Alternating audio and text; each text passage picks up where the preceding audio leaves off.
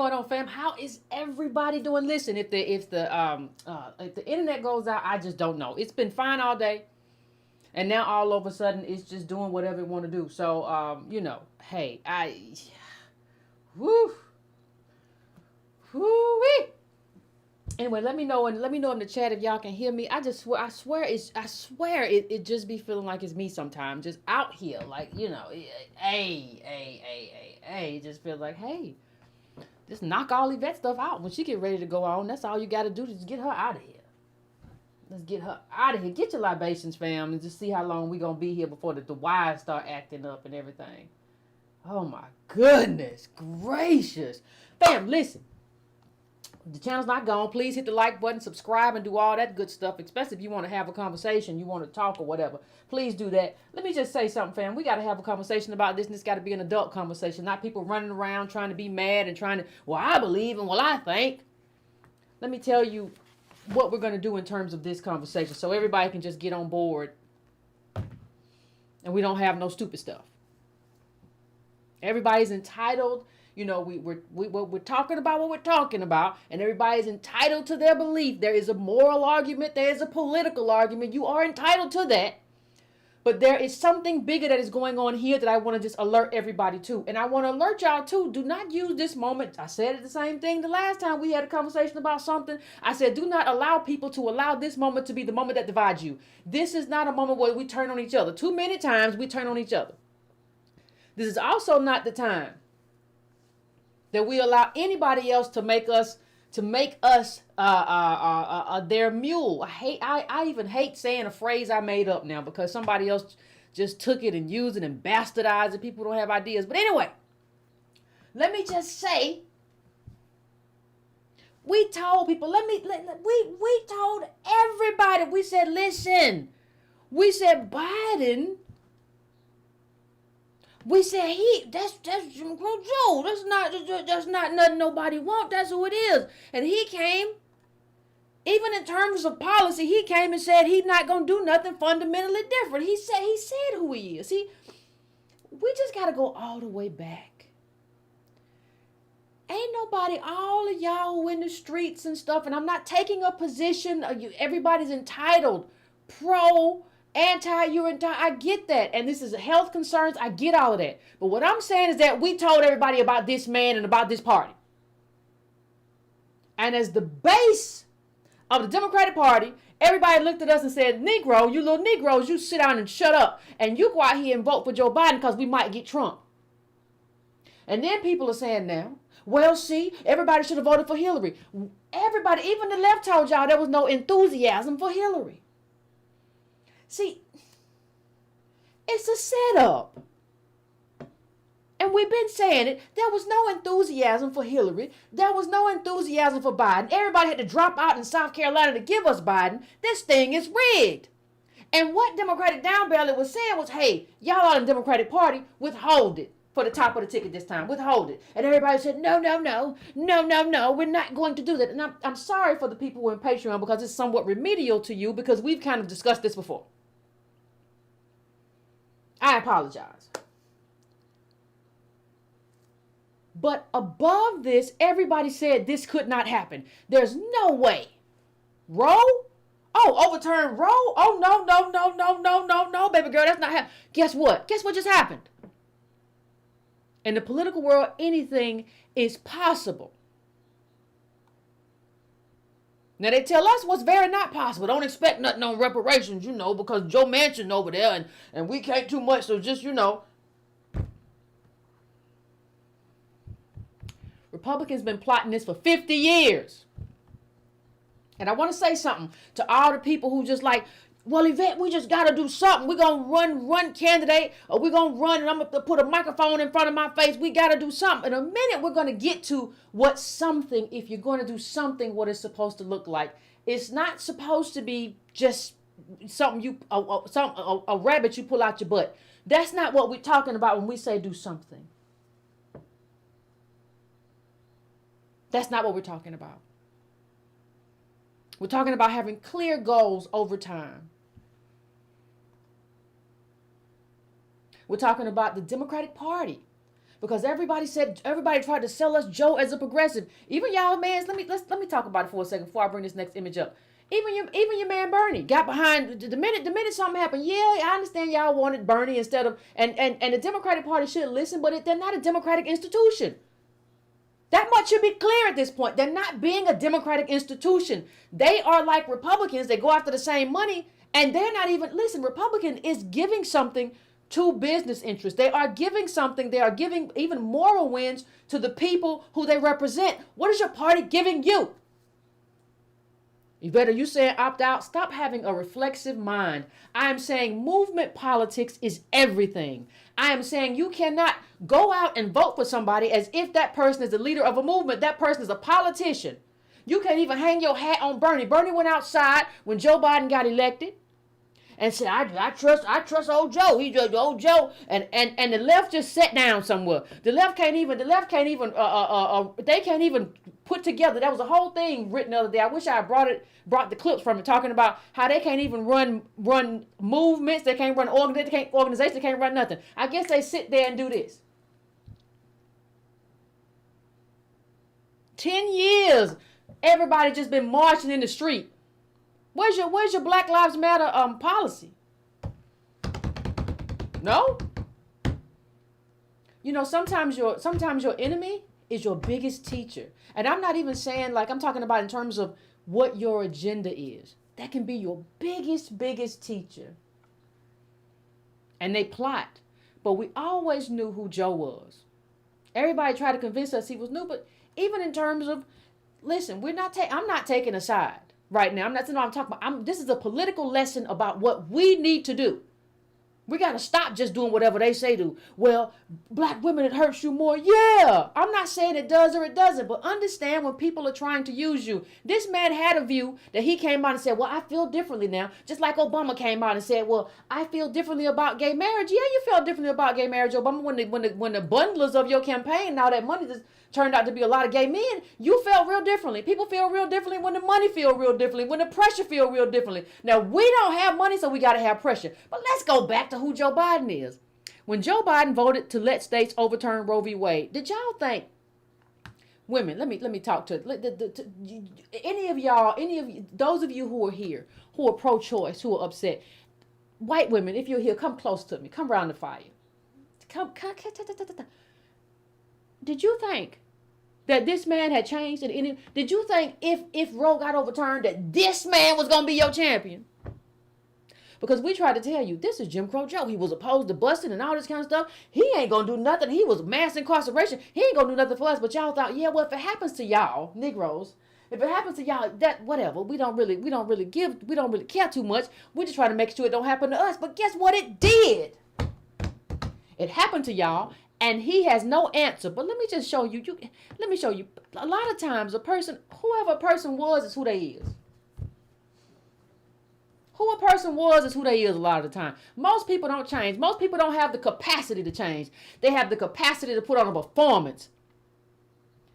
People have the capacity to put on a performance. They do not have the capacity to change most of the time, especially a politician.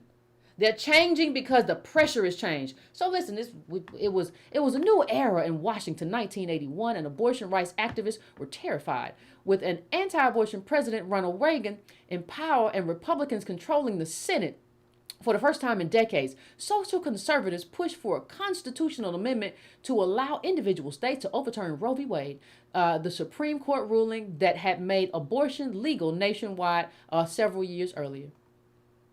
The amendment, which the National Abortion Rights Action League called the most devastating attack on abortion rights yet, cleared a key hurdle in the Senate Judiciary Committee in March 1982.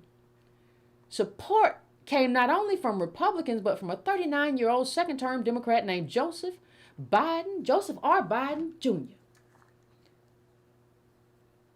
I'm probably a victim or a product, however you want to phrase it, of my background. Mr. Biden, a Roman Catholic, said at the time, the decision, he said, was the single most difficult vote I've cast as a U.S. Senator. The bill never made it to the full Senate, and when it came back the following year, Mr. Biden voted against it. his back and forth over abortion would become a hallmark of his political career. Now let me just pause right there. White women.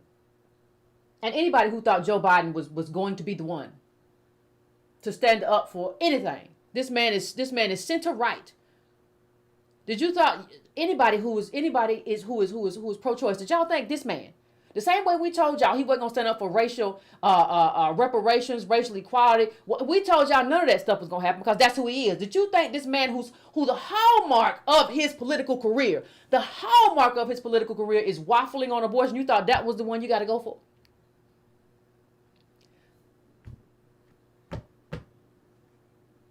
Let's get this next quote in. Mr. Biden entered the Senate in 1973 as a 30-year-old practicing Catholic who soon concluded that the Supreme Court went too far on abortion rights in the Roe case. He told an interviewer the following year that a woman shouldn't have the sole right to say what should happen to her body. By the time he left the vice president's mansion in early 2017, he was a 74-year-old who argued far different view that the government doesn't have a right to tell other people that women, they can't control their bodies. And let me tell you something. I want you to think about this for a second. People don't get more liberal as they get older. People tend to get more conservative. So either Joe Biden is sort of an anomaly or he's not telling the truth. And he's just been pressured. In the same way Bernie Sanders got pressured when he started talking about immigrant labor, when it's a tool of capital. Those people get exploited when they come over the Mexican border as well because they don't have papers, don't have whatever. Bernie used to understand that. Yes, this is white capital exploiting labor. All of a sudden, he don't understand it no more. Just like he was never on the side of ADOS, this man was never on the side of like women's rights. And to have an abortion, regardless of how you feel about it. Take your emotions out of this for a second and think about this just in terms of political theory, because political science is a science. Those of you who decided that this old man who just fell off of the bicycle was somehow this liberal bastion, y'all allowed yourselves to be convinced of the fact or the thought that this man was very, very liberal and he was going to protect X, Y, and Z. This is an old man. And we have to, at some point, too, stop being governed by octogenarians who can't walk flights of steps. At some point. There are things that need to happen that are not happening. There are thoughts that need to be thought that are not being thought.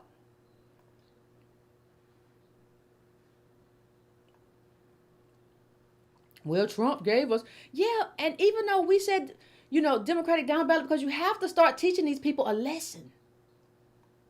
But the people didn't do it. Y'all voted. ADOS, black people voted for the Democrat ticket. Everybody else got to be free.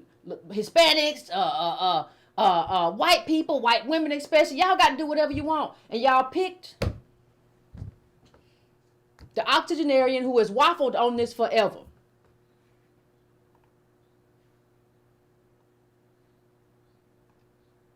Ooh, that's so much in here about theory.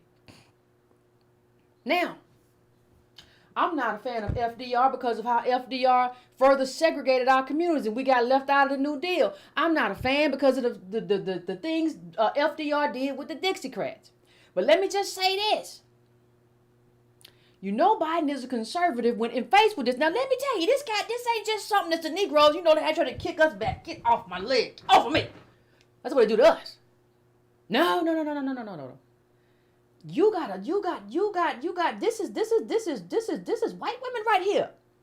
Not just us. Because, they don't care about us. Black women, that includes us too. They don't care about what we think or whatever. Don't let nobody throw you in front of a camera and say, this will affect black and brown women the most. No. Because they only care about you when they can use you. They don't give two snots about us. If we say there's an eviction crisis and we need reparations and we have to have housing, everybody's just, what? You just ought to get a job or something. I don't know what to tell you. When we say we don't have inheritance and you have inheritance, everybody say, what? I don't know what to tell you. Okay, well, listen, you can make that case. You can go make that case, Natalie, Becky, y'all can throw yourselves in front of the camera. Don't use us, because when they use us, what they're trying to do is use our capital. We still have political capital because of how America has treated us for 400 years. You all can make that case with all of your resources. Regardless of how you feel. I am not telling anybody what position to take. I'm telling you not to be used by these people, especially a Joe Biden who done came out and understand this. Fox is covering this. You know why? Because this was a nod to Fox News and conservatives to say, you know what? Don't worry. I'm not going to do nothing revolutionary. I'm not going to do nothing that would turn over the apple cart. So Fox is covering this. If you go look it up, go look up Biden court packing. You'll see it turn up on conservative outlets. Because that's a wink and a nod to conservatives. Say, I'm not going to do anything to change the status quo.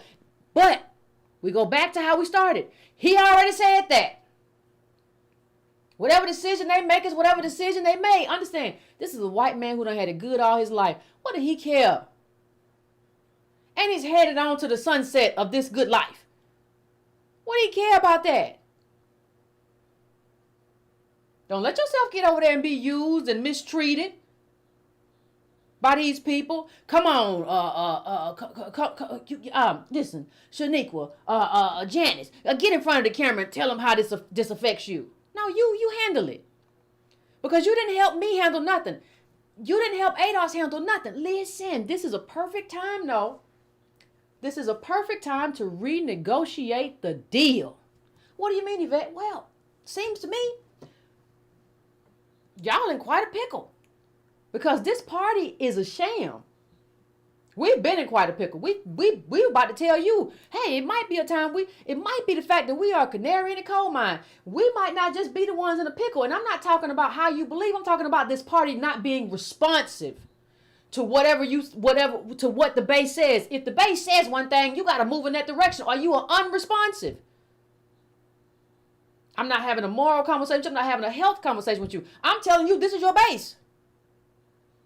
And I'm telling you, Barack Obama didn't fight for Merrick Garland. He said, well, what I'm supposed to do as a white man with a, black daddy, what I'm supposed to do? What I'm supposed to do if Mitch McConnell don't want to do, I know I'm president, but I ain't going to fight for nothing. I'm going to be at Martha's Vineyard in a few years. I ain't got time to be fighting for y'all. All right. Well, let's renegotiate this thing in terms of solidarity. If you all want our help with whatever you need our help with, we're going to have to renegotiate some terms. Because Biden has said he ain't court packing. Now, I want you all to understand something. My problems with FDR, put them aside for a second. Remember we talking political theory.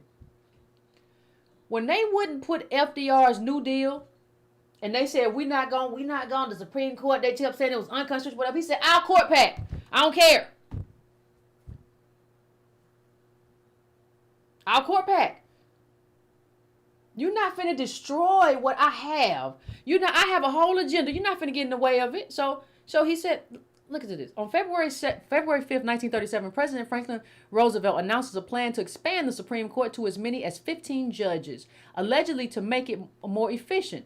Critics immediately charged Roosevelt was trying to pack the court and thus neutralize Supreme Court justices hostile to his New Deal.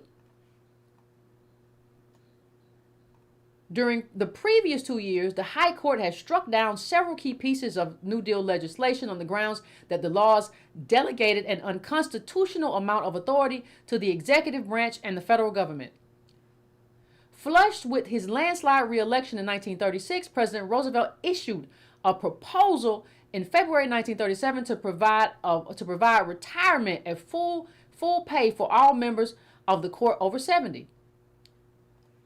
If a justice refused to retire, an assistant with full voting rights was to be appointed, thus ensuring Roosevelt a liberal majority.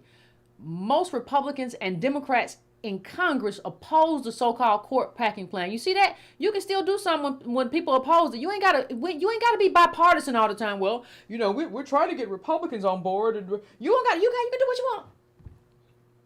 In April, however, before the bill came to a vote in Congress, the Supreme Court justice came over to the liberal side and by a narrow majority upheld as constitutional the National Labor Relations Act and the Social Security Act. The majority opinion acknowledged that the national economy had grown to such a degree that the federal regulation and control was now warranted. Roosevelt's reorganization plan was thus unnecessary, and in July, the Senate struck it down by a vote of 70-22. Soon after, Roosevelt had the opportunity to nominate Supreme Court justices. By 1942, all but 2 justices were his appointees. So you see, Biden didn't even let that thing sit in the air. He didn't even let that thing sit in the air for no time. He said, "I'm not court packing. I'm not doing that." Because he's conservative. He's not trying to fight for you. He don't care. Listen, it's not just him. Let's just be very clear. You got Kamala out here, child, talking about all you gotta do is vote. That's what y'all say. Listen, y'all keep saying you just gotta vote harder. Kamala, my message to the American people: you have the power to elect leaders who will defend and protect your rights. And as the president said, with your vote, you can act. You have the final words. This is not over. Let me tell you how I know we don't have the final word. Negroes been voting nationally for president for Democrats forever, and we have not had the final word. And that's why I keep telling you all that it's time to organize. It is not time to just, well, I'm going to sit on the sofa and see what happened. I'm just, no tangible, no vote. No tangible, no vote. No, that's stupid. Power has to be organized. Power cannot be on the sofa. Power cannot be sleep. Power cannot be in slumber.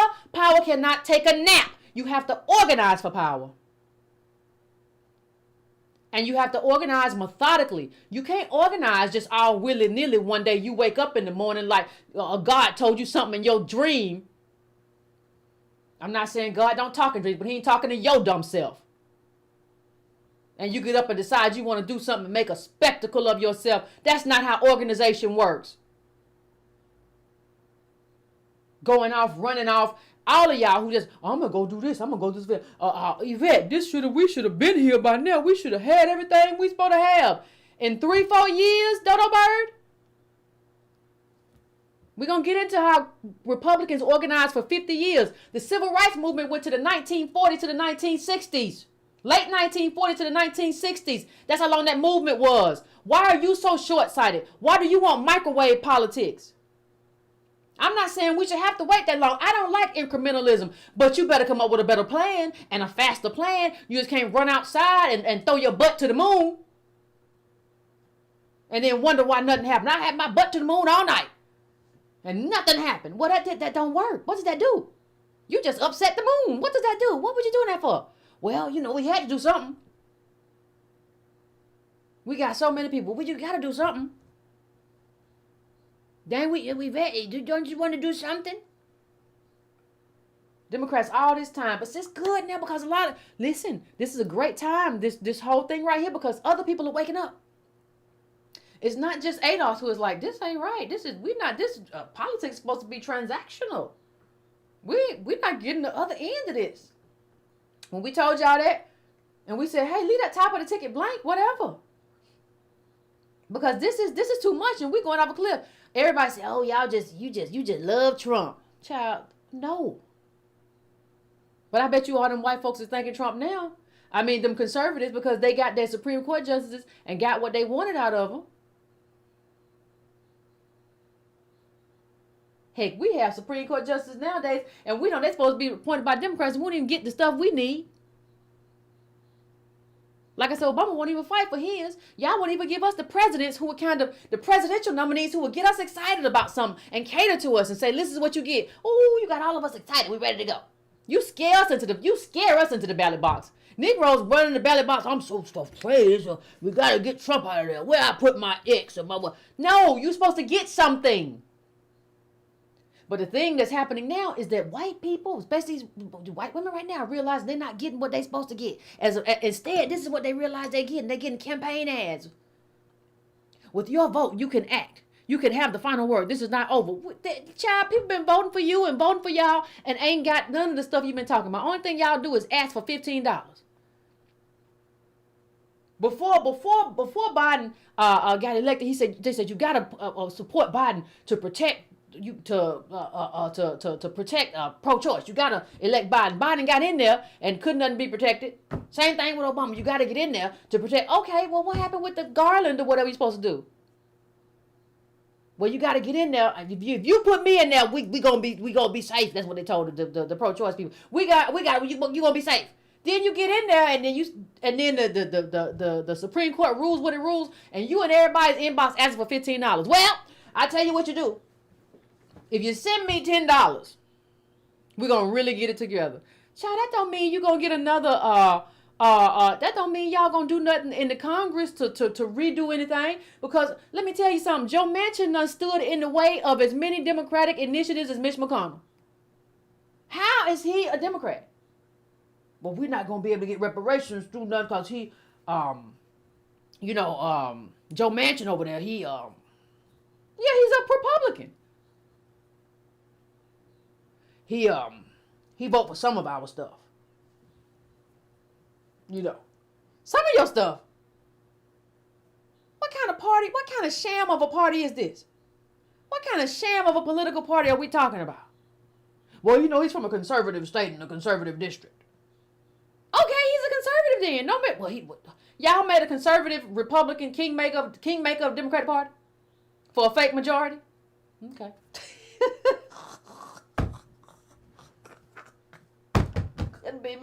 Couldn't be me. I'd have punched that man a long time ago. Whew. But we have always said that this is a party. ADOS has said, when I say we, ADOS, we said that this party is just a party of spectacles. They don't really want to do anything, not for us. But we've also seen that they've been running all kind of games, but that's just never been my focus. I see them running games on y'all too, but I can't be involved in mission drift. But I see now that you see it. Child, Nancy Pelosi got up there and did a poem. I want to do a poem.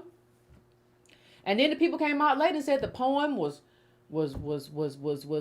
Israeli and something they took from the Palestinians. Child, she was just talking. What kind of... Listen, the people who you elect to power have to wield power to your benefit. The people you elect to power have to wield that power in a way that benefits you. If they don't do that, you have to find a way to pressure them to go in that direction. Now, that takes time, that takes organization, that takes a movement, but you got to do it. I don't care whether it's y'all feminists. I don't care whether it's y'all Bernie people who just dissipated after Bernie left office. I don't care whether it's us as ADOS. I don't care who it is, but you have got to do that. You have to have consistent movements and political organizing on the ground that are devoid of being connected to politicians. Do y'all remember what happened after Obama had all of that organizing information and it was attached to him? What was it, Organizing for America or something? How all that stuff just went away when Obama went away? Yeah, he only wanted it to be used for him. He didn't want you to organize in such a way that benefited other people and other movements. No, organize for me. You have to have a movement. That's why ADOS is a movement. You have to have, and y'all white women better get it together. You can't just go crying for Hillary. Well, Hillary was right, but Hillary wasn't mobilizing anybody. So y'all should have gave up the ghost early on.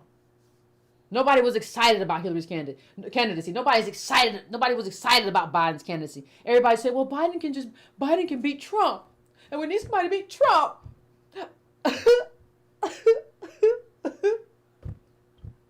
Guess what? The poll that's come out now, go look it up. Trump beats Biden if they run now. So much for all that stuff. And you didn't get none you want. Boy. Let me tell you. This is quite a time to be alive in the political sphere. We told these people, but Jim Crow Joe, just who you want? Oh, don't be that way. We're the base of the party and y'all don't care about us. Well, you're just asking too much. Well, he just asked y'all for a vote, and they've been in y'all's inboxes asking for $15. and $20, whatever you can give. They got a collection plate. Whatever you can give it. This is the party of the spectacle. This is the party that gives you a show, but doesn't give you the policies that you need to live. They won't give us our inheritance and reparations, and they're not giving y'all nothing either. Here's what they give us. They give y'all way more, especially if you got some money, than they give us. But here's what they give us. They give us kente cloth. See, we already knew what it was. We already knew when they dressed up in that kente cloth. We said, child, ain't this a mess? This party is broken. This is a broken party. Because we already know these people only care about us to the extent that they can use us. We know it's time for a renegotiation. We know this party's in crisis. This is a political party right here that is in total crisis. This is the political party of the spectacle. They can't deliver. They can't deliver. But it was okay when they just couldn't deliver for us. Now it's a problem when they're having a problem delivering for the pro-choice. When they're having a problem delivering for their pro-choice base. Now all of a sudden people want to get in the street. Well, okay, Becky, if you want to get in the street, we can cut a deal. Now, I'm not talking about how anybody feels. Politics is not about my feelings. Politics is about, okay, if you want us to vote for these people, we got to figure out how we're going to do this and who we're going to vote for and what do we stand for and what do we need from y'all to do anything. These people are spectacles. This is the politics of the spectacle. Democrats have been playing everybody for a fool for a very long time. And it's about time we get serious about that and acknowledge it. They cannot govern in a way that benefits us. They can fundraise, they can campaign, but governing is something they have trouble with. And let's just get on to this real quick. I want everybody to look at this because I brought this up earlier. Let me make it a little bit bigger.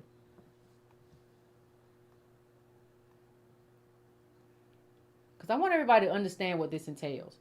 The conservative legal push to overturn Roe v. Wade was 50 years in the making. I want everybody to understand that 50 years is a long time.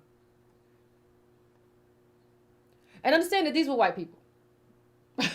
Like, these were conservatives. These were people, Edwin Meese, who we'll talk about, had access to Ronald Reagan, all that stuff. These were people who became judges and stuff. And it took them 50 years. I don't think it takes us that long. Because of our history in this country. Maybe it does, maybe it doesn't.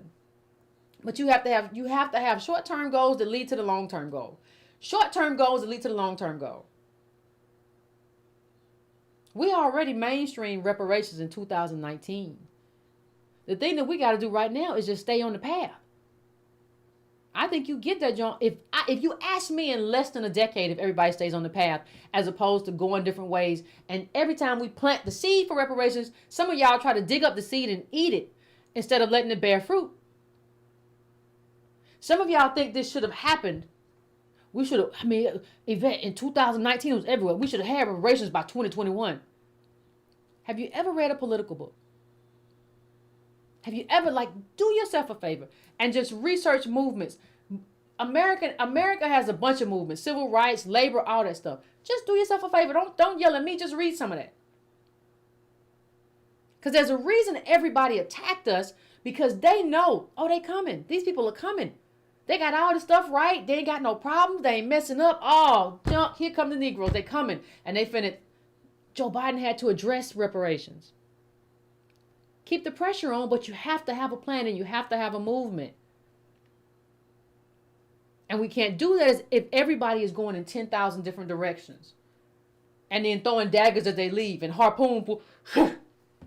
Yeah, I got that with Yvette name on it. Child, why? What's the reason? So let's just talk about how long this took, and then we'll go to the phones and stuff. I'm not trying to take up too much time. I just want everybody to understand what this is. We can become one issue voters too, y'all. We can be one issue. People, there are Republicans who are one issue voters. Let me just come out of here and say this one time. There are people who only vote because of guns. There are people who only vote because of on the basis in terms of how they vote for or against you because of guns or abortion or whatever the case may be. We can be one issue voters too. Our one issue can be reparations. We can do that. There's a way to do that. There's a way to organize for that too.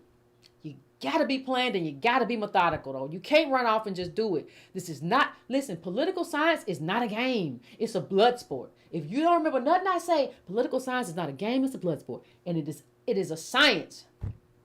We can be one issue voters and we can let everybody know, listen.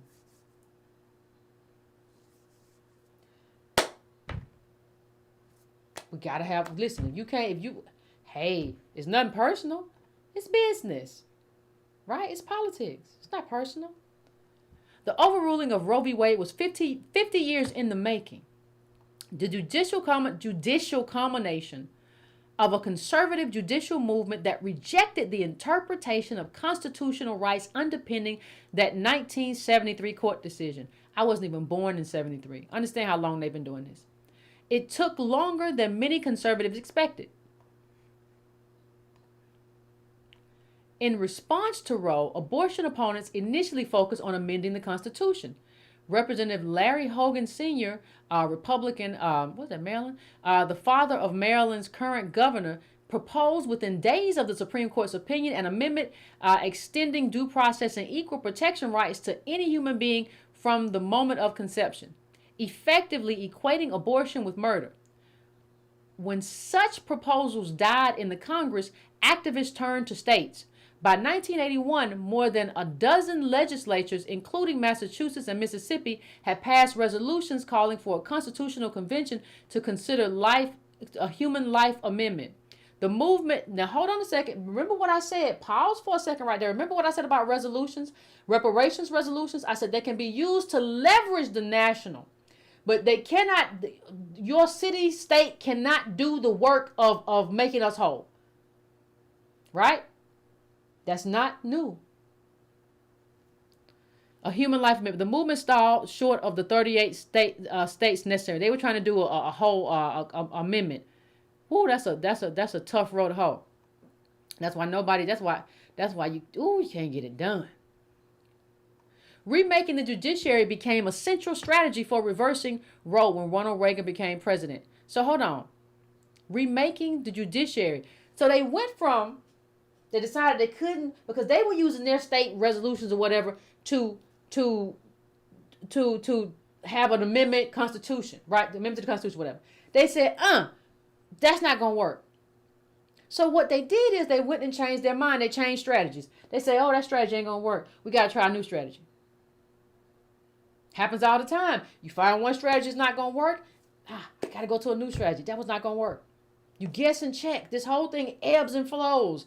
That's the joy of politics. That's the fight. Oh, that's the point I love. You just, that didn't work. I tell you what can work. I'm reading a book right now that talks about, I got to pick it back up. I put it down and do some stuff. But how even in the civil rights movement, they use like the Civil Rights Commission and things like that. Like how you got to get in based on where you are, right?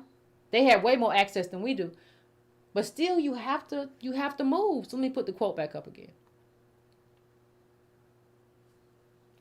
Remaking the judiciary became a central strategy for reversing Roe when Ronald Reagan became president in 1981, amid a broader effort to move federal courts against what Mr. Meese, I'm not Edwin Meese here, called the radical egalitarianism and expansive civil libertarianism the justices had embraced in the 1950s and 60s. Now, you know, Edwin Meese was the Attorney General, I think, for Reagan. So just stay with me. In that era, the court under Chief Justice Earl Warren took steps to abolish racial segregation, end government censorship, extend voting rights, and increase protections for criminal defendants, as well as rulings like Griswold that defined a broader concept of privacy and individual rights. Conservatives argue that in those decisions, the justices sometimes overstep their authority to remake society as they please. Now, you remember, those of you all who pay attention to politics, you remember they came up with a phrase around that time too, because language is important. They started saying judicial activism. Y'all remember that? Well, anybody, judges shouldn't be activists. They came up with a language that matched what they were trying to do behind closed doors, or what they were trying to do really in the public. Not necessarily, they were doing it behind closed doors and in public. It wasn't private. But they came up with a language to match that. See, the language that you come up with is important too, because you're trying to get people to rally around something. I am of the belief that these people on the Republican side who are doing a lot of this do not care about abortion, they care about power. And they try to find ways to get power by rallying around stuff people already care about. So yes, I'll give I'll give Christians the abortion, but when I get that, I'm going to get power because they're going to elect me. So I'll throw that bone to you all day. That neck bone, go take it, put some collard greens on top. I'll throw that bone at you, but I'm using it for power. I don't believe that these conservatives believe anything except for that they want and need power. And they'll figure out the best way to do it, right? And they'll figure out the language to do it. And they'll test out the language. You see, if you're trying to test out language, though, you can't just, I had somebody say to me, even doing the Clyburn thing, the show from the other week, they said, well, the people who are in Clyburn's district are just stupid. And they shouldn't want him there, and they deserve what they get. And let me just tell you all that that's a very immature way to do politics. You are doing the politics of a child. I was doing politics better than that at 8. You have to figure out your main goal when you're doing politics is how do I influence these people? Now, there are some people who you influence them like, yeah, blah, blah, blah, blah, blah, blah. And you have to learn to be different people at different times. How I am on YouTube, how I am on Patreon is probably not who I am if I come to you one-on-one and I'm trying to convince you. I want to be likable. I want to say things that, how does this phrase play with you? Right? Because it's not about whether or not I'm right or I'm wrong. I know I'm right. But how do I influence you? How do I bring you over to my way of thinking? And part of that is language. So that activist judges things, yes, people are like, yeah, well, we don't, judges are supposed to just interpret the law. They're not supposed to be, judges have always been activists in that way. Child, this ain't the Bible, and even the Bible has interpretations. But like there are some hard and fast rules. A lot of this is interpretive. But we don't need this is an activist judge. That rang, that poll true. And you can go through the history of how people amass power and see how they change language over time. Linguistics is very important. But let's go to the next one. We're talking about Edwin Meese here. As an advisor and attorney general, Mr. Meese, who had been an aide to Reagan since his tenure as governor of California, was the president's point man in trying to reverse that pattern. In 1985, in a 1985 speech to the American Bar Association, Mr. Meese called for a jurisprudence of original intention to counter Supreme Court decisions he said were more policy choices than articulations of constitutional principle. The tenet drew the support of law students and professors who in 1982 found the Federalist Society. I apologize, my Patreons, because y'all know this already. There has been a war going on for 40 years since Ronald Reagan became president over the role of the Supreme Court in making up constitutional rights, said one of them, Stephen Calabresi. Now let me say one thing. The abortion right was the quintessential made up right. Now let me say one thing. I don't get into all this. Let me tell you why. Because some people be like, well, we get caught up in stuff. Well, Yvette, was it a constitutional right or was it made up? Listen, I'm for anything that brings me and my people closer to power and wealth. I don't care what it is. You can make it up. I don't care. Make it up. I'm not gonna get caught up in that. You think these people really care about what you're talking about? You think they really care about whether it was a made up? They know if you continue to do that, you elevate certain people and certain things, and you suppress others, and they want power. And so all of this stuff, politics ain't nothing but power. It's the playground for power. It's the arena where people fight for power. It ain't the arena for where people decide, well, what is truly legal. And I don't believe that. I've never believed that for a day. Do you think these people would care if something was maybe a little unconstitutional? If it granted them power? Don't nobody care about that. Listen, it helps my people or it don't. That's where I am with it. I just, we'll leave it. But let me get to this part real quick. Hold on a second. Oh, there's old Reagan with old Edwin Meese. Now let me get to this part real quick. For judicial appointments, Mr. Reagan looked first to tested veterans of the Nixon administration, including Antonin Scalia and Robert Bork, who were named to appeals courts in anticipation of Supreme Court vacancies. Now, where are our black judges? What y'all? I mean, our black attorneys and stuff. What y'all doing? Do we even have? Let me bring this off here. They're grooming people for positions.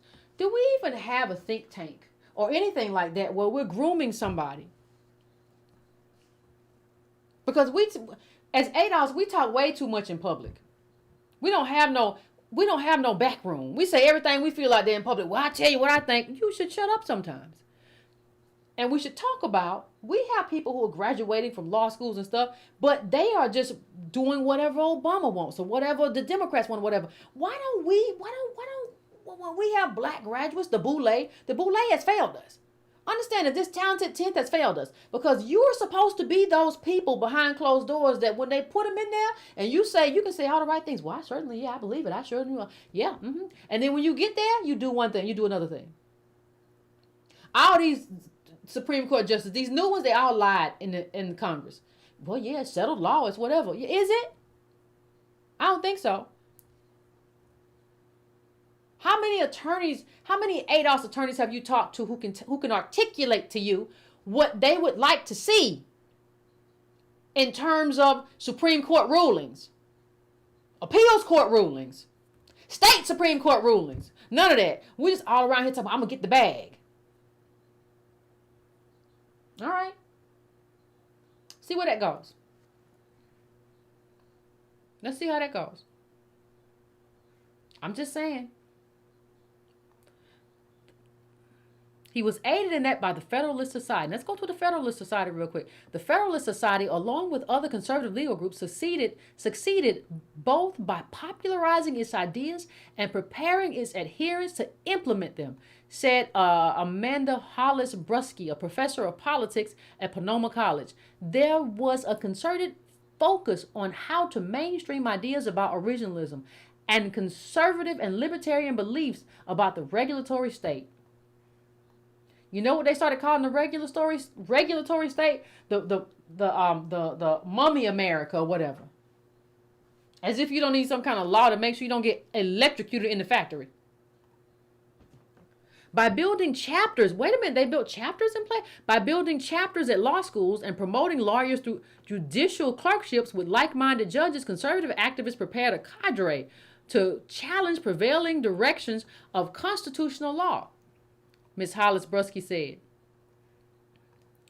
In 1986, the Senate confirmed Justice Scalia by a 19-0 vote, including all 47 Democratic senators. Mr. Reagan's nomination of Judge Bork the following year was a jolt to liberals. Joe Biden, then chairman of the Senate Judiciary Committee, fought to defeat the nomination, principally because Judge Bork rejected recognition of rights such as privacy that aren't explicitly mentioned in the Constitution. The nomination failed on a 58-42 vote, with 6 Republicans joining. 52-42. Yeah, 52-54. 6 Republicans joining, 52-54 Democrats. Yep. Mm-hmm.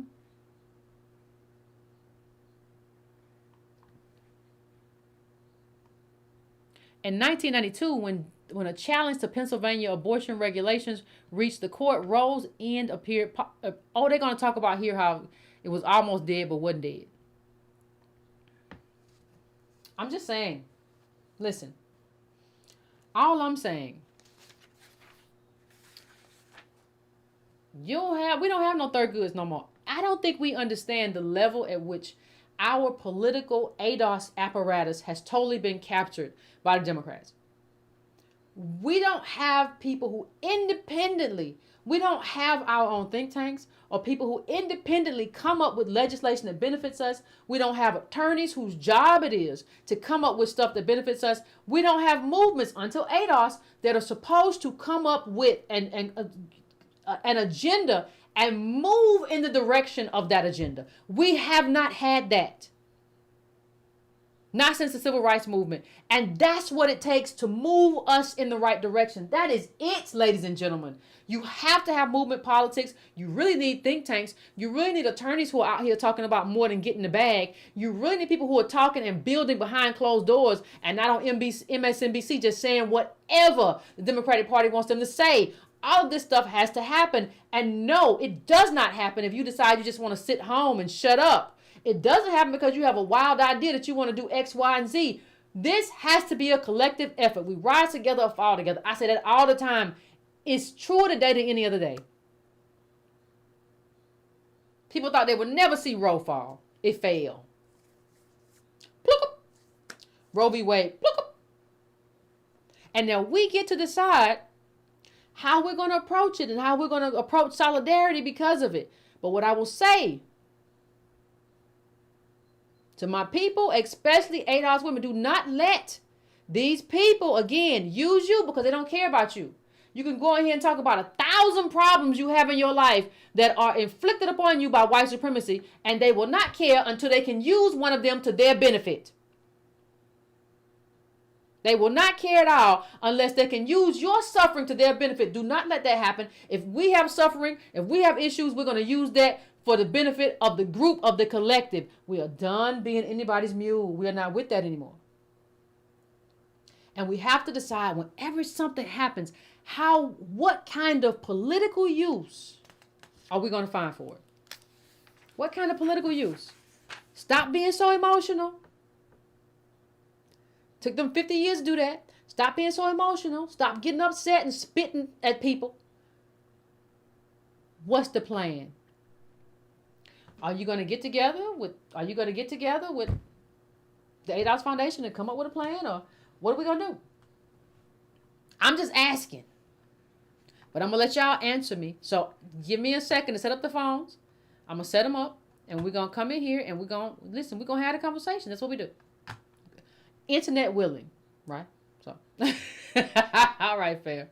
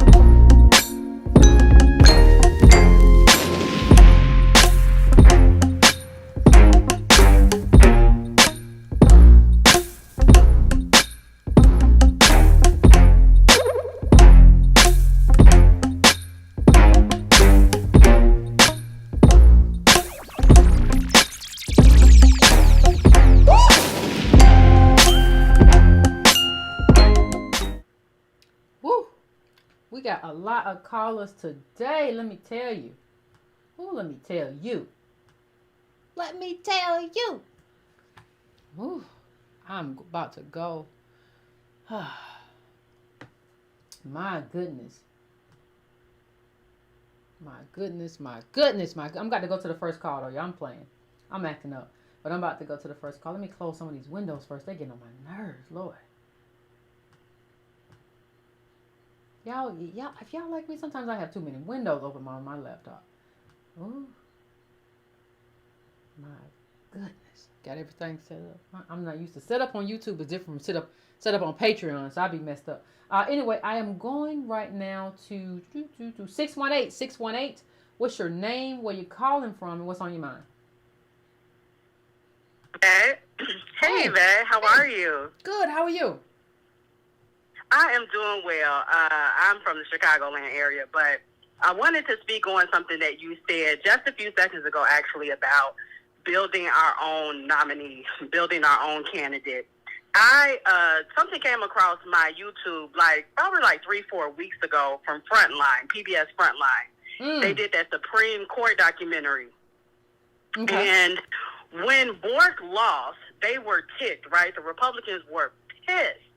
So one of the things that they did that you talked about today was they started to go to the law schools.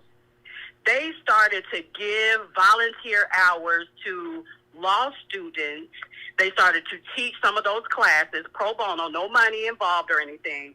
They started to appear in law schools and started to mentor those students. And so when Clarence Thomas came around, they had already knew him because they had mentored him. They had been at that college already that he studied at. They had already knew him. They had been doing that since they got that disc from the Democrats.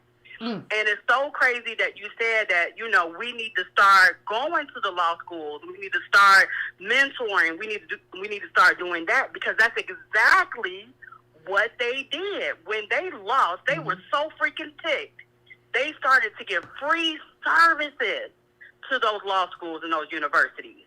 And not only that, they started to do mentorships. Well, let me say this, and let me say this, fam. Started to mentor those. Yeah. Well, let me say this. Even when you go during the era of King, right? Part of the reason that they knew how to be in lockstep or whatever is because, and not the King and Thurgood and the lawyers didn't have their issues, but they knew this is the movement, right? We haven't been doing movement politics, and that's why the ADOS movement and the ADOS Foundation is so important, because we don't even give people a sign of what you should be in line with. So people come out of school, I'm finna get this money, I'm gonna try to find this job or whatever, and we don't elevate no, you stand on the shoulders of people. So you have to ensure people have these rights, and we're a community, right? All this get it how you live and all this stuff, that's trash. That's individualistic trash you've learned from white capital. It's not even your culture. So, I think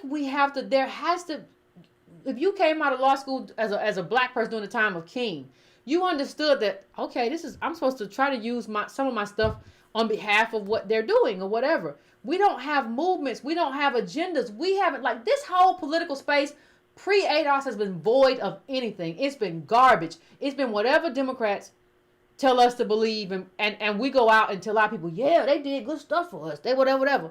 I think that's part of it too. Now, to the extent that we can go into those spaces, I think we should. But I think we have to make it a responsibility for them too and say, hey, listen, you have responsibility that's bigger than yourself, right? It's especially true for you. You reach people where they are. You have a responsibility as a law school student, as a law school graduate. And here are the values and the agenda and the legal precedents and the legal framework, the judiciary way of thinking that we want you to kind of try to be aligned with. We don't do none of that. Go on, fam. I'm going to let you finish. That's very true. Yeah, that's very true. And I totally agree with you. But I thought about that when you said that they were so ticked that they had started at that very moment. So thank you so much for letting me call in. It's called Supreme Revenge, Frontline PBS. For those that want to watch it. But thanks for letting me call in, guys. No, I appreciate you. You guys have a great rest of the day. Absolutely appreciate you. All right, bye-bye. Yeah, and Frontline does great doc. So I mean, you know, little. So when they found out about it, was recording all them phone calls and stuff, child, I was shook. So they got some great stuff over there on Frontline. So you know, by all means, check it out. 718-718. What's your name? Where you calling from? What's on your mind? Hey, Yvette, this is Claudio from Brooklyn. What's going on, Claudio? How you doing?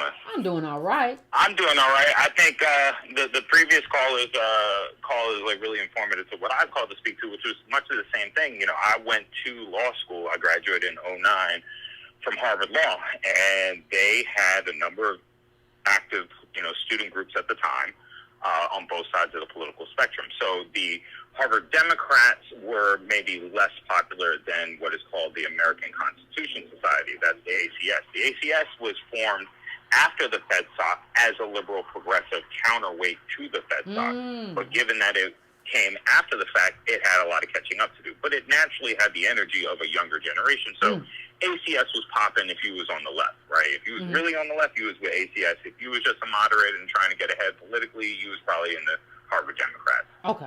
On the right, they had both the Harvard Republican Club and they had Federalist Society. And Harvard Law probably had the most active and the largest and most influential Federalist Society in the country. And the Harvard Republicans was much tinier. And, you know, and most people who were in Harvard Republicans were also in FedSoc, but it didn't work the same way on the left. If you was Harvard Dems, you might not rock with ACS, and if you was ACS, you might not rock with Harvard Dems. Now, separate from that, they had racial affinity groups, right? So they had Harvard Black Law Students Association, and that is the largest Black Law Students Association in the country outside of maybe Howard, or maybe it's just over Howard. But basically, they got the most Black folks out of any of the law schools, because they had one of the largest classes in law schools. Like Yale's incoming class is like 180, Harvard takes like 560. So when you get into that world, there's no like you described, the instruction that you should have an obligation to the community that extends beyond simple like do good for self, right? Everything was like do well for yourself. Now, even like NAACP and the legacy organizations, they didn't have a presence on campus. It wasn't like NAACP Club. They would have an intimate relationship with the Harvard Black Law Students Association because it is a bit of a feeder of a pipeline. You know, there's probably plenty of Harvard Law folks who've been at the upper levels of the NAACP's leadership. So it wasn't like outspoken or overt. And there was definitely no like, we got to sacrifice for the community. We're all going to be civil rights, attorneys and that kind of thing. If I think back, like I can't really think of any. Maybe I'm sure there are one or two of the Black Law Student Association members from when I was at Harvard who are working in civil rights or who worked in civil rights at the time. Everybody that was into public interest went into siloed little holes. They worked on homelessness. They worked on this or that or whatever, like issue-based advocacy organization. But the biggest thing when I was there was 2008, my second out of 3 years, was when Obama was running. So basically, also, the Black Law Students Association became like a mouthpiece and a recruiting tool for Obama because he had gone to Harvard Law, yada, yada, yada. So a lot of the folks I know went into the administration. Wow. And I knew a lot of non-Black law students from Harvard and Yale that also went into administration. An interesting side note, the non-Black folks who went into Obama's administration are still high up in Biden's administration. I got a homie who's on the National Council of Economic Advisors, Jewish kid. I got another homie who was like Obama's body man, and he went and started some charter schools. He was like an Indian dude. But all the Black folks that I know were in the administration, they're already out of politics. They're like doing something else now. So that's neither here nor there, but it's very interesting who stays and who doesn't with that, even that kind of elite. Do you think who stays and who doesn't is based on what kind of benefit they get in government or no? I'll be curious about that. What was that about their benefit in government? I said, what do you think? Why do you think some people stay? Why do you think the black people who were part of that are gone, and like the other people are still doing stuff? Like, what do you think the cause of that is? Like they out of politics. Why? I wonder why. Yeah, I mean, A is our wealth position. I mean, some of these non-ADOS folks have a better positionality where they can maybe take a lower salary and sacrifice a little bit more in the short term to gain more in the long term. But then there's also the political and social capital. So maybe we're seen as less worthy assets coming out of a political administration, a president, coming out of a White House.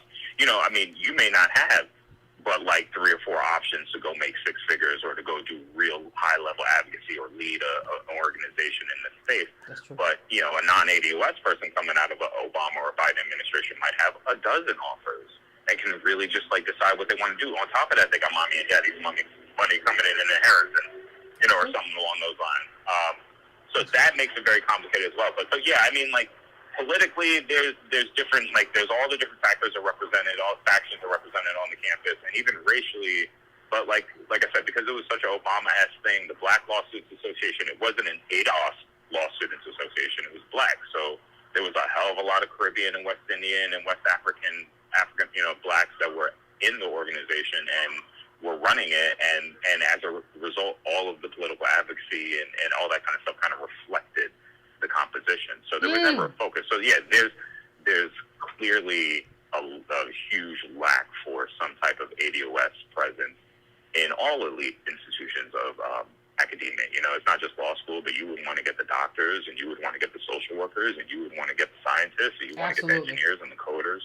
But you know, specific to law school, like FedSoc is no joke. I was in it. I was in another secret conservative young organization that was like invite only, elite level, Harvard, Yale, Stanford, Princeton kind of conservatives who were going places. It was like 99% white.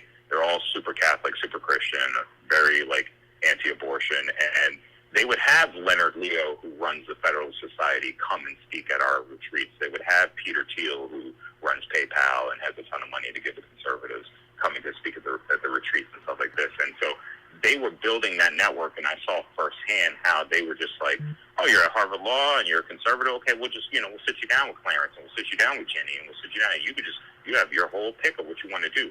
But within BALSA, the Black Law Students Association, there was no like, here's how we plug you into advocacy for ADOS. It wasn't. It was like, go get money, go get bread. And maybe it was because a lot of them folks was Jack and Jill, but you know, it is what it is. It was disheartening in that way, in that like I could see how I would have benefited from some presence of an ADOS like or a reparations focused or a lineage based organization at my law school that would have been like, yo, this is where you need to plug your energy in. Don't get distracted by X and Y and Z, the career opportunities, the self-promotion, the other issues, whatever's woke and hot in the moment. Like, this is how you dedicate yourself to your people. It's almost like we need to redouble those efforts of the civil rights organization of the years. So, and you got to get them early. You got to get them early. It speaks to the need for movement, all that. Yeah, you got to get them early. You got to get people early. I'm committed to that. It's so much easier when you get them early. And you get them when you and this what we're doing is so easy to get people passionate about because it's true. And so what you speak to, Claudio, is just like I think, you know, it's just we gotta get them early because everybody else is getting them early. If we don't get them early, they're gonna snag Clarence and he's gonna be on there causing havoc for us early. So I appreciate your call, fam. Exactly. It's been so informative. Thank you. Thank you. Appreciate you, fam. Woo. Such an informative call, fam. I appreciate that. Woo wee. They got all their pipelines set up early. Ooh, I gotta take a moment. Ooh. Child, they got their pipeline set up early. You hear me? Ooh, they gonna plug you in. Harvard. Whew. 313, I'm coming to you. 313, what's your name? Where you calling from? What's on your mind? Whew. Yeah, this is Vaughn from Detroit. What's going on? I'm going to take that off track from what your last conversation and bring up something that needs to be mentioned. I'm going to ruffle some feathers with this one, so hold on. Well, we already know there's a divide between men and women, black men and women. And this whole thing of black women want to take charge of all these positions ain't going to work. We already realized that with Stacey Abrams. She lost last time she ran because a percentage of black men got up and said, no, they ain't going to do it. The same thing again going on in California. Snoop Dogg, so he's voting for the Republican. It's just not. It's not going to work. Women cannot come and take leadership roles and think men are going to follow behind it. That's against all history. So some has to be worked out among us to make that possible. Otherwise, we're unfortunately going to start. What does that have to do with Snoop Dogg vote for the Republican? Republican now. But what does that got to do with Snoop Dogg? Like, how does women taking something from men got to do something with Snoop Dogg voting for the Republican? You know the positions going on in California. No, you got it. No, I asked you a question. Snoop Dogg said he's leaning towards a Republican man. But I asked you a question. What that got to do with women? No, just because he's leaning towards, but what that got to do with anything? They got everything to do. Why did you think Clinton lost? Men do not. A chunk of men are not going to accept women leadership. Black women are trying to run for every position there exists out there in politics. That is not going to work. So you said they can't. Wait a minute. Hold on a second. You saying black women shouldn't run for office? I'm saying they can't. That's something got to be worked out. I'm not saying they shouldn't. No, you can't. No. You called into a black woman show, so act like you understand. Are you saying that black women can't run for office? Are you saying that Snoop Dogg is voting for? Hold on, wait a minute. I'm not finished. I talk. You talk. I talk. You talk. You gotta be respectful. You gotta be respectful. Hold on. I'm using your example. Lord, please help. Right. So your example was Snoop Dogg voting Republican. I'm asking you if he's voting Republican because he doesn't like black women running for office in politics. Because you brought it up. I'm trying to find the words that don't be too offensive here. I'm not saying he don't like black women. I'm saying the position that black women are taking is overpowering men to run these positions for themselves. They're trying to take every leadership role or political position there is, and that's not going to work. In particular, and especially when in the case of California, the woman who's already been in Congress forever, I can't remember her name, but now she wants to run for mayor. What can she say that she's done? Well, they would know more than I would, but as what I know of, there's nothing that's positive that she can point to that she said what she did for those men in California who kept going to jail, who couldn't get no jobs, who always stayed homeless. Majority of the men in this country are black, homeless are black men. Let me ask you a question. What did she say in California, what she did to reduce that? Is Clyburn better? Is Clyburn better? What's that? Is Clyburn better? Like, is Jim Clyburn better? Because what I'm trying to point to you is that sometimes bad politicians, bad politicians. They're not bad because they have a vagina and breasts or penis and whatever. They're bad because they're bad. And you got to stop fixating on this. If a politician is bad, regardless of what sex they are a bad politician. If they're not doing what's best for ADOS or the collective uplift, they're a bad politician. But you got to stop fixating on sex. It's 1954, and the world is not going to change because you've decided that women can't be in positions of power. The question is, are they doing what's right for ADOS women and ADOS men? Now, if they're not, then we can say, you don't have to bring up sex. If they're not doing what's right for ADOS men and they're doing what Kamala did in terms of mass incarceration, whatever, you can say that this politician is not a good politician because of what they're doing. You cannot say, I don't want anybody with breasts or ovaries to have a position in Congress or whatever, because we're well past that. That can't be your barometer. No one's ever saying that. I'm saying you cannot come in and say act as if you want to take total charge of every political position there is to run out there. Again, the prime example, Alabama. Alabama has the woman who just won the position. Bro, I got a lot of people. I got a lot of people on hold. Democrat. I appreciate you, but I got a lot of people on hold. I can't do this. With you. I appreciate you. This idea that, like, some of y'all involuntary celibates, y'all got to stop. Like, this idea that women are taking control of what you have a right to vote. You have a right to organize against somebody, but you don't have a right to organize against them because of sex. What you're doing is being lazy. I'm tired of lazy people. I don't listen.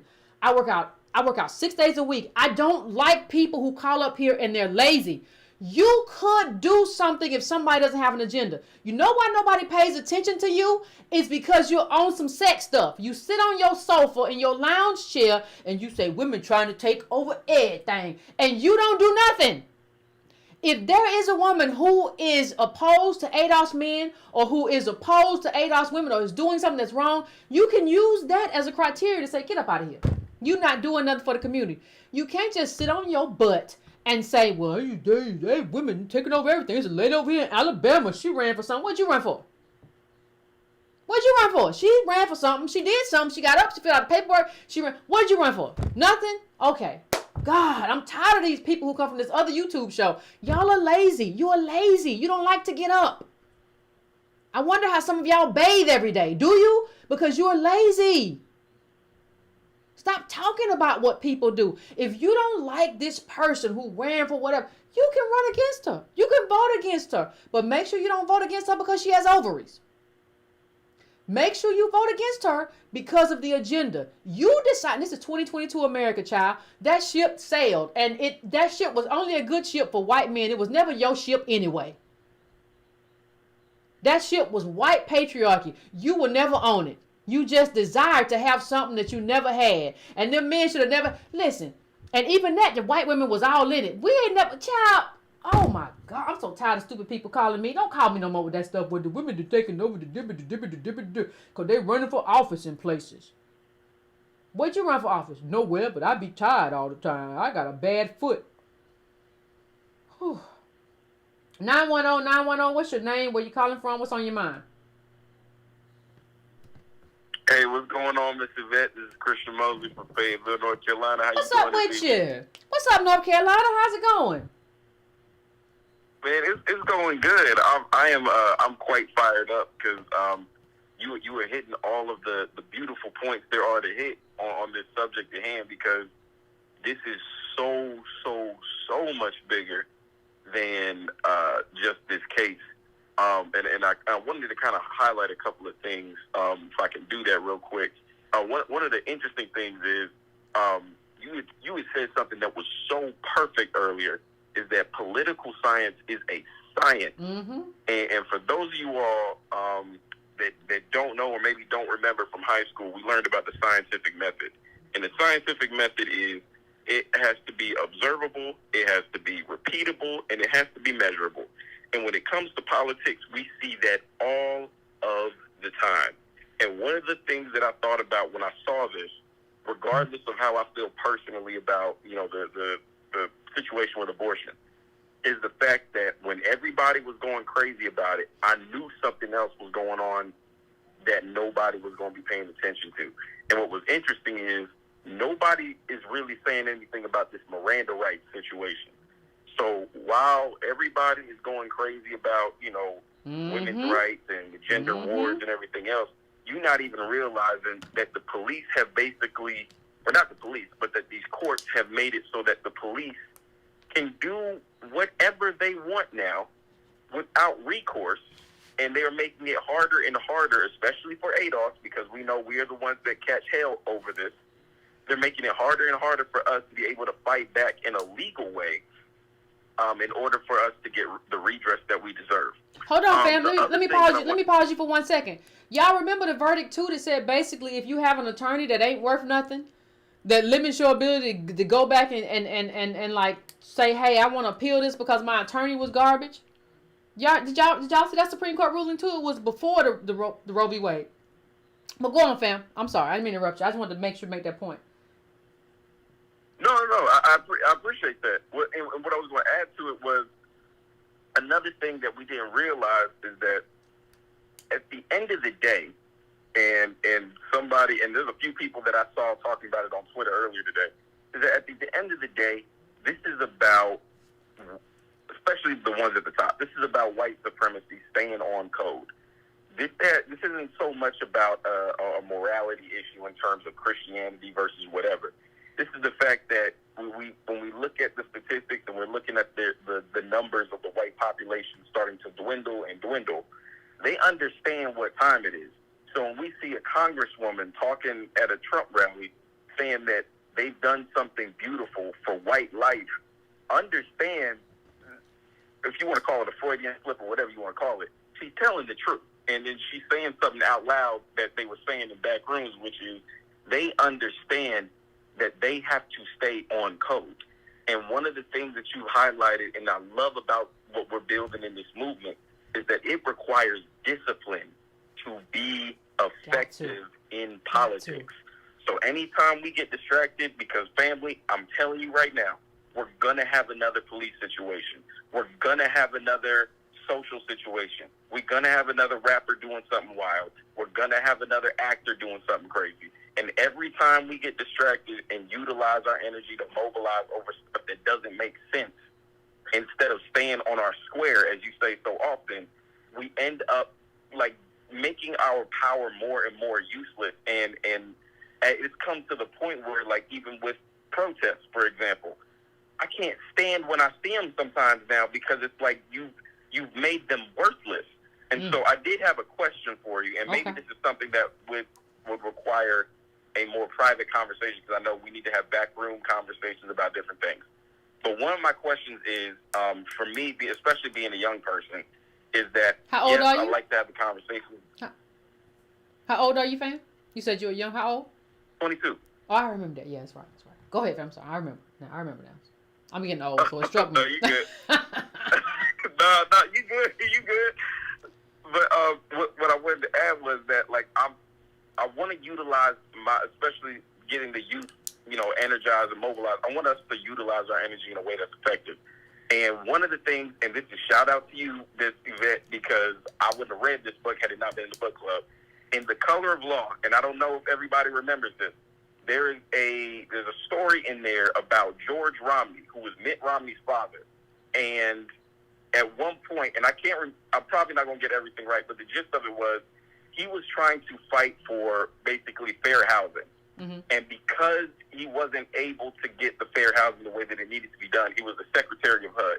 So what he decided to do was, you know what, since you guys don't want to help the black folks, the Negroes, ADOS, however you want to say it, I'm going to stonewall any type of funds you need in order to get sewage replenished, or to get those fixed, to get lights fixed, to get all those different things fixed.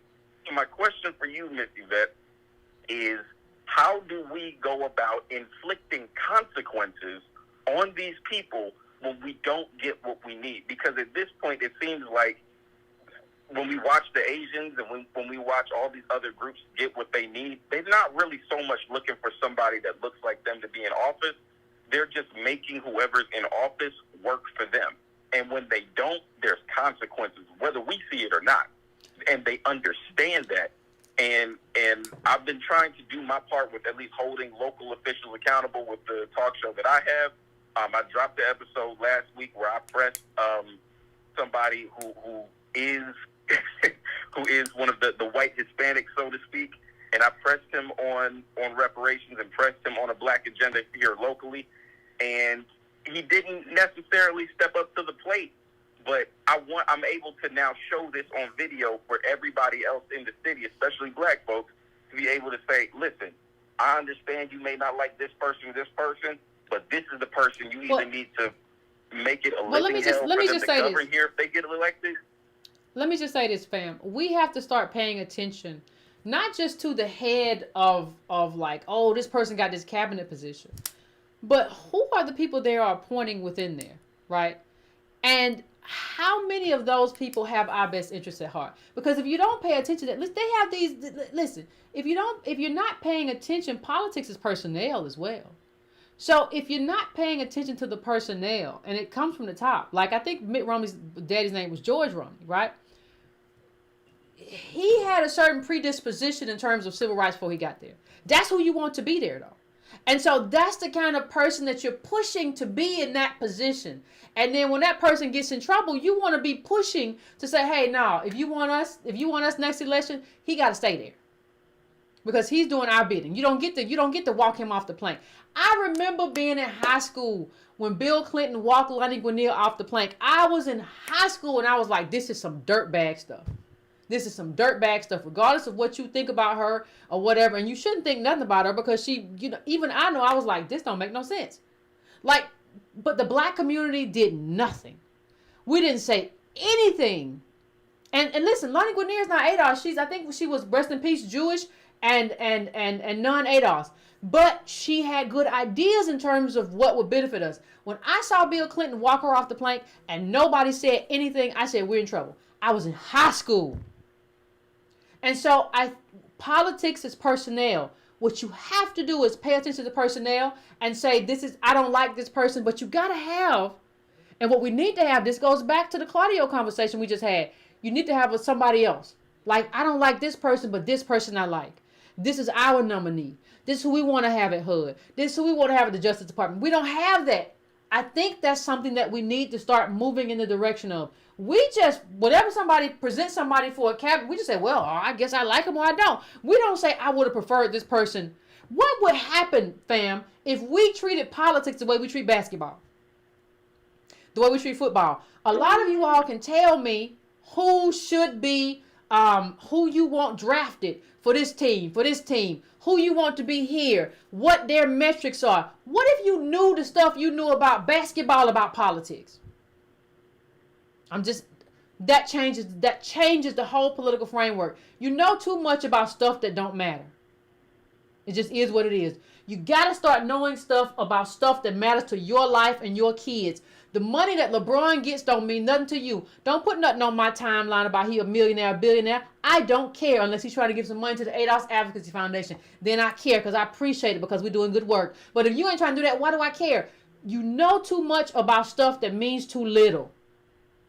And that's what I would say. That. Go ahead, family. I'm going to let you finish up. No, you're absolutely right. And I'm going to go ahead and wrap it up. But what I do want to say is that, we all understand, especially right now, and this is something that you said that was almost prophetic, is that ADOS are about to, in the very near future, we're going to get pressed into a situation where we're going to have to come together regardless of religion, regardless of ideologies, regardless of philosophies and all that stuff. What we have to understand right now is that, and you know this because you're showing us this, is that we're at war. Yep. So we can argue about all the little stuff later on. And most of us understand that we need to get free. We understand that. We understand that we need it. So my charge to everybody watching, my charge to the youth, my charge to the elders, my charge even to myself and my family is, you are either going to get your freedom or you are going to die talking about it. Ooh. There are no ifs, ands, or buts. You get your freedom or you die talking about it. That's all I got. The show is called Korean Talk Family. If you want to tap in on YouTube, I'm going to keep talking and keep pressing these people. Thank you, Miss Yvette, for all you do. Thank you. I appreciate you. And I can't wait to join the org. Appreciate you. Absolutely. Thank you, fam. I appreciate you. Yeah. You know too much about stuff that means too little, child. Y'all can tell me, Ray J had noodles last night. Why do you think he did that? That came across my timeline. Ray J eating noodles. Why do you think he did that? Because he knows you Negroes. And I'm not talking about you, fam, but I'm talking about he knows Negroes he got noodles in the audience. Why do y'all get so involved in spectacles?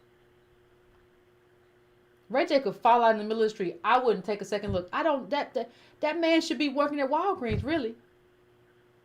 Because y'all got up and down my timeline. He can't sing. Yeah, he can't sing, can't do nothing. He should be working at Walgreens. I shouldn't know nothing about what he's eating. He just ate because he knows he's going to make the news. What are y'all talking about? Like, is this the kind of stuff we pay attention to? Because if this is the kind of stuff we pay attention to, these are the kind of results we get. Ain't nothing you can do about it. 617, I'm coming to you. What's your name? Where you calling from? What's on your mind? Everybody crazy. Hey there, it's Reggie. What's going on? What's going on, Reggie? What's up with you? Oh man, this is a great show. I really, really appreciate the political education that you and Tone give. I mean, like this is such a wonderful, wonderful just walk through how politics work, how movement politics work. Excellent show. So kudos to you. But I wanted to touch on something, around the debate, and kind of tying into what you said as far as like, don't necessarily use this as a moment to divide ourselves or to take a position one way or the other, but seize the moment and use it in your favor in terms of politics. And I'll just kind of use like just a real life example that happened to me on Sunday. Speaker Pelosi, but not really Speaker Pelosi. You know how these, campaigns do. They text me out the blue on Sunday, and Pelosi supposedly says the Supreme Court just confirmed our worst fears and voted to overturn Roe versus Wade. I can't change what these justices have done to our country, but I can make the Republicans who brought us to this moment regret ever coming after the right to choose. This is the most important request I have ever made of you. Ooh. Please stand with me on the right side of history and rush $20 to protect Cash out. our pro-choice House majority. And then just, links and all of that. But here's what I texted back. This is what I said. I said, the violation of women's bodily autonomy in this country started with U.S. chattel slavery, where women were forced to carry pregnancies they did not want, and then have their infants ripped from their arms and sold for profit. Unless and until you pass a reparations package and repair the damage done to the black women in my community from slavery till now, you won't get a dime or a vote from me. Tell the speaker and the higher-ups. Tell the speaker and the higher-ups in the party that this is going to be the new normal when it comes to black voters. Now, I say all that to say that I really feel like this is such, and I've said it before, and forgive me if I sound like a broken record on here or on Twitter, but I feel like this is a very pivotal moment and opportunity where we can really pivot. Because it's like I saw someone on social media like look at Roe v. Wade, and they pivoted to ICE. They said, well, the women who are expecting and behind cages, they didn't have control over their bodies. So they grabbed this issue and they pivoted to their issue of choice.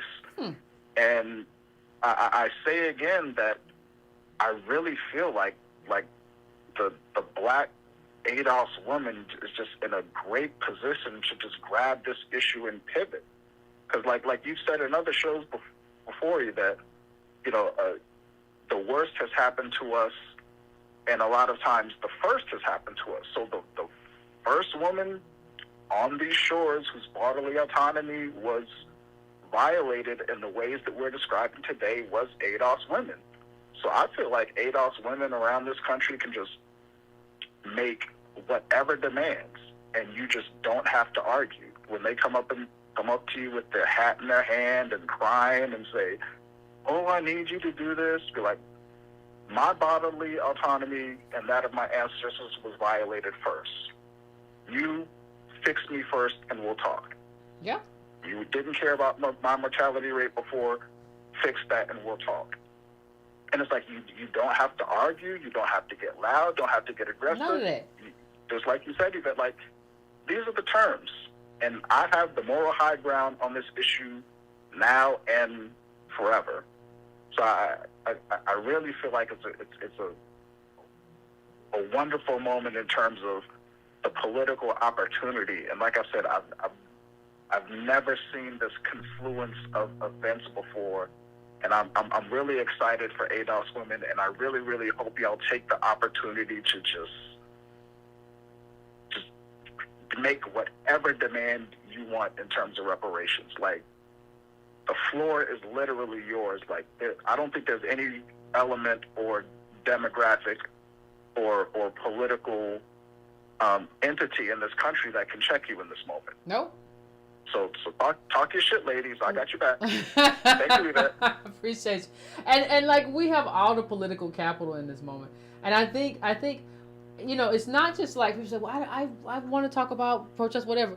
And it's just like, I'm not telling you what to or not to talk about, but I'm telling you that you better add a bunch of stuff to it. Like, if you're gonna have a pro-choice conversation, I'm not getting into the who or you or no. But if you're going to do that, you better add a bunch of stuff to your stuff. It can't just be pro-choice. One of the things that we like when we get into a room, if everybody's fighting over a piece of pie, we fight over the piece of pie. And what I mean by that is, if everybody's fighting over like, we need your help with pro-choice. Okay, well, I've been needing your help with 10,000 things. Those things got to be on the list. Because if you're honest, my ADOS family, especially my ADOS women, the things that impact your life, you got a lot of stuff to impact your life. It's not just abortion. You got a lot of stuff. And even those of you who are pro-choice, you're pro-choice a lot of times because there's America don't care about babies. They'll let that baby starve. Formula. I was talking to somebody the other day. They were telling me they had some formula. You know there was a formula shortage, and the formula had made the baby throw up and bleed and all kind of stuff. America don't care. You got to give me what I want. And I think ADOS women are in a position to say, hey, I have a lot of needs because of what America has done. And so if we're going to have a conversation, let's have a real conversation. The conversation y'all have avoided for like decades. Let's have that conversation before we decide on anything. So no matter what side of the debate you're on, if you're on the pro-choice side of the debate, like if you were on the anti-choice, then we got something for you to do over here. But if you're on the pro-choice side, here's what you need to negotiate with. Listen, we gotta have people everywhere.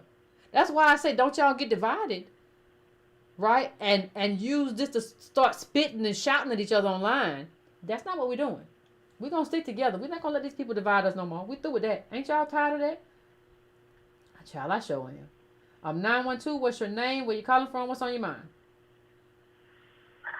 Hey, man, you know who this is. This is Bernard. What's going on, Bernard? I'm looking at a lot of polling data and a lot of information that tells us that it looks like a bunch of leverage is about to come our way. I'm looking at this one article from PBS says that more than, and maybe you have seen it, more than 1 million voters switched to GOP, raising alarms for Democrats. Came out today.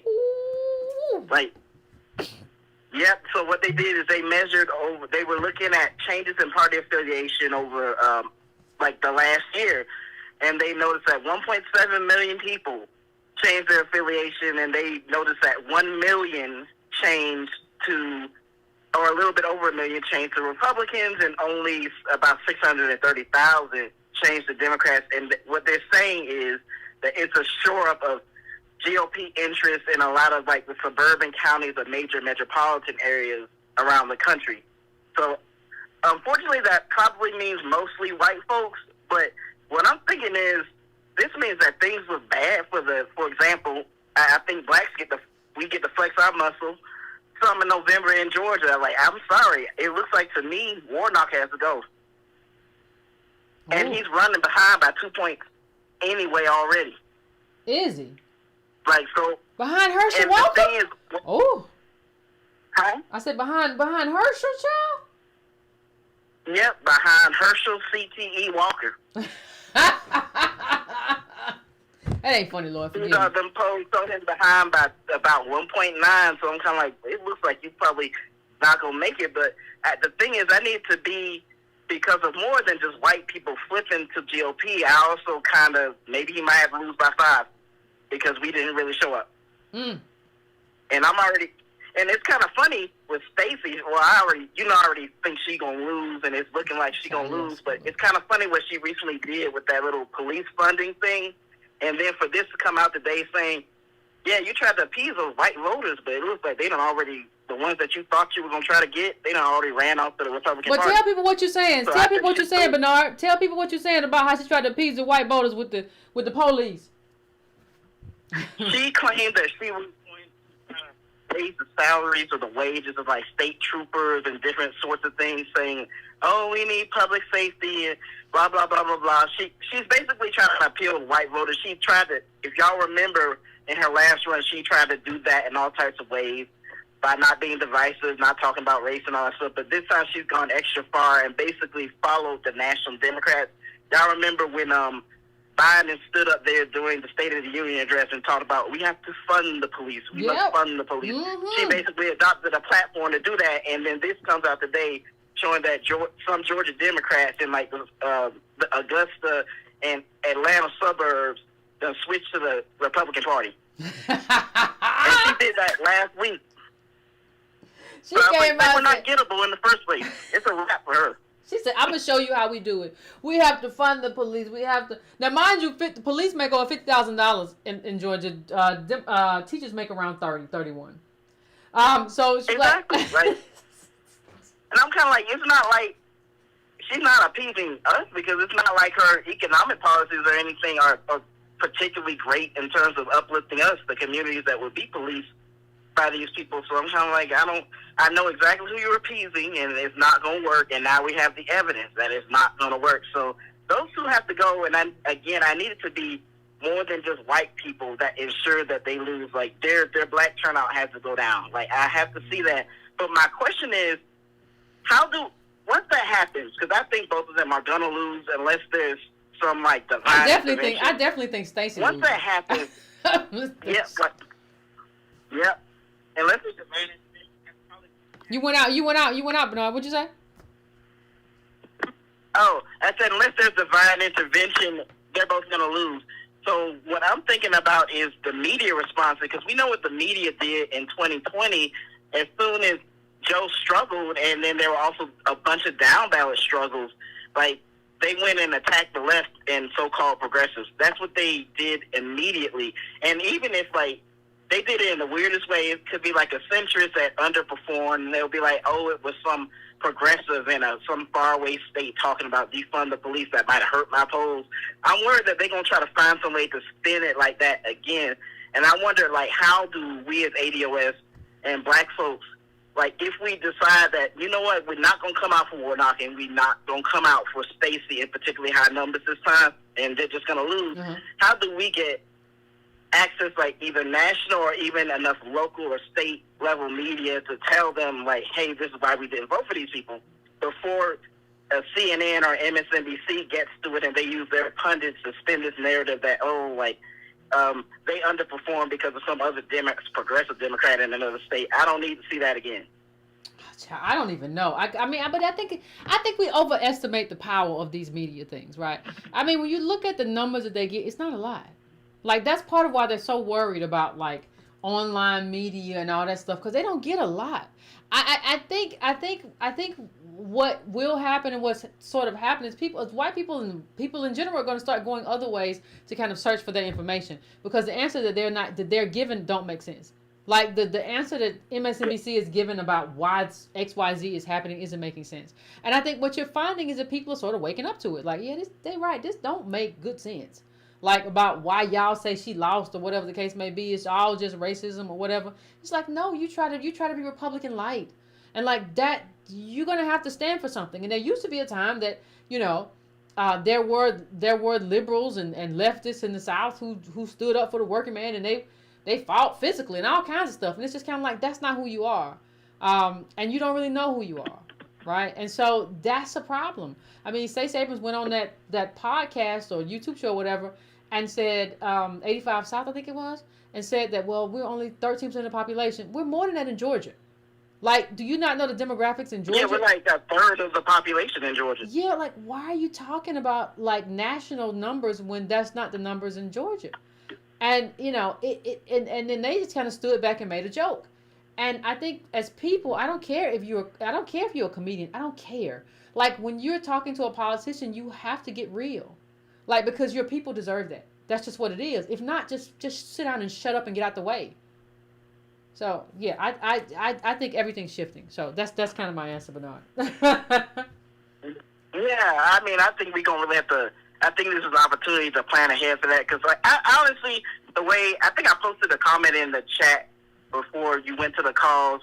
I don't think there's going to be much of a cost for Stacey and Warnock losing, because what I'm noticing is you have that, I found out that he was racist, but you have that so-called progressive Fetterman up in Pennsylvania that looks like he has a lead over Dr. Oz for his Senate seat. So I'm kind of like, okay, so what might basically happen is Warnock is probably going to lose the seat, and it'll basically break even, and they might pick up Fetterman. So I'm kind of like, well, we can just drop Warnock, and then hopefully that might allow people in Georgia or places that have a chance to elect a Democratic senator to reorganize and maybe elect a more progressive one that might actually be sympathetic towards championing reparations, or at least some legitimate form of economic justice. Because, God, I saw that video where Warnock tried to address a reparations question. That was awful. Like, at that moment, I was like, you're done. You're about to lose to a man with 68. It's a wrap. Yeah. Well, once that gets around. Yep, and it was going to be a heavy lift for you anyway. So, it's And that's basically all I got to say. And I want to thank Claudio for calling in, because I had a lot of the things he addressed. I was actually going to have questions about that, because I was kind of worried about the pipeline issue of like black constitutional lawyers or lawyers interested in civil rights coming from those elite schools, because it looks like the landscape of law school and legal education has changed, because apparently the job prospects of lawyers have gotten far more precarious even since he graduated Harvard Law, to the point where you basically have to go to one of those elite schools to have decent job prospects. It's like the top 14 schools or so. And then we know that when it comes to like Supreme Court and getting access to certain legal benches, you have a significant advantage if you go to only, you know, like certain Ivy Leagues within that top 14. So I'm kind of like, well, how many, especially within my generation, I'm 32, like within my generation and younger, I'm kind of like, so how many black people, you know, especially ADOS, who probably are taking on a lot of debt if they go to these top 14 schools or whatever. Yeah, you took a couple 100,000, at least six figures. Rights. At least upper six figures. I don't even know. Like I start to gee when I think about that kind of school debt. Like that's what you're taking on.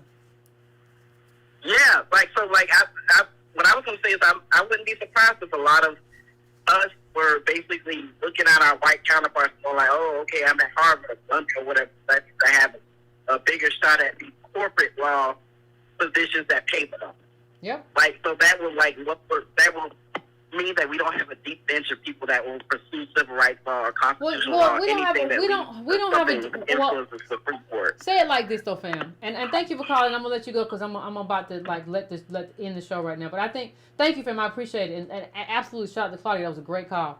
I don't think, and thank you everybody who called in. I'm not gonna get to all the calls, but I appreciate y'all. I appreciate you. But I think it says that we don't have a deep bench of people who appreciate justice. Like, or who think they need it. That's a problem. I don't know how to explain to people how much of it is a problem. And we're supposed to, the problem that we have is like we haven't, you know, culture kind of creates, there's a place for culture. It doesn't replace politics, as some nincompoops have said. But there's a place for it in terms of like enforcing certain values. And we haven't done it in such a way that it enforces certain values, right? In terms of you have to do work for your people. Like, it's like, nah, you know, I gotta eat. No, like you're in law school. Do you know how much legal stuff and we don't support people.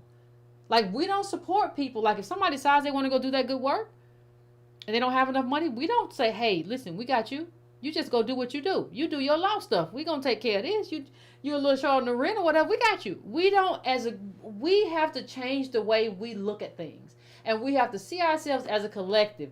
Let me tell you, this American way of doing life does not work for us. Where we are all little separate entities doing separate things. And you got to get it how you live. This hip-hop has decided they want to use that too. Well, we got to get it how you live. That is a very kind of white centrist European model of living life. It is not a good model for minorities.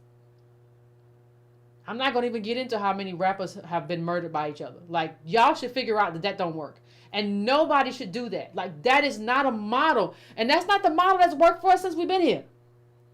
We have to go back to a model that's away from getting the bag, that is in favor of getting the politics and getting free and getting liberation.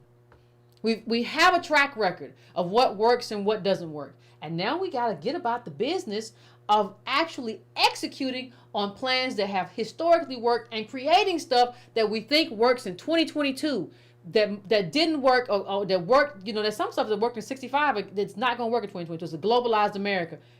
That is intellectual work that we have to do. And there's no progress if we don't decide that we're going to do it and institute it. So, fam, that's all I will say. I appreciate everybody. Thank you. Ooh, the internet decided to be good to me today for the rest of the show. I am thankful. And thank y'all for tuning in. I just decided I want to do this show on YouTube because, you know, that the Roe v. Wade case was a big case. And we have to discuss it in a way that makes sense to our politics, not just get involved in some back and forth, which at the end of the day leaves us all looking half crazy.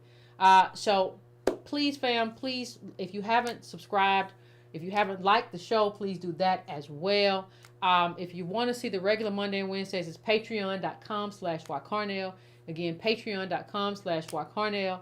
So the tiers are $3, $5, and $10. So, $3 or whatever the case may be.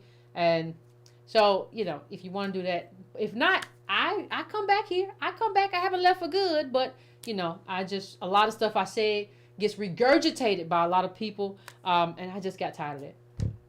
And I just kind of want to talk to people who are going to be a part of the org and going to be a part of like the stuff we're doing, a part of the chapters, without like giving everybody intellectual property they can run with all the time. That just gets unnerving after a while. It starts to bother me, and I don't like it. So anyway, fam, please hit the like button. I will see you all very, very, very, very soon.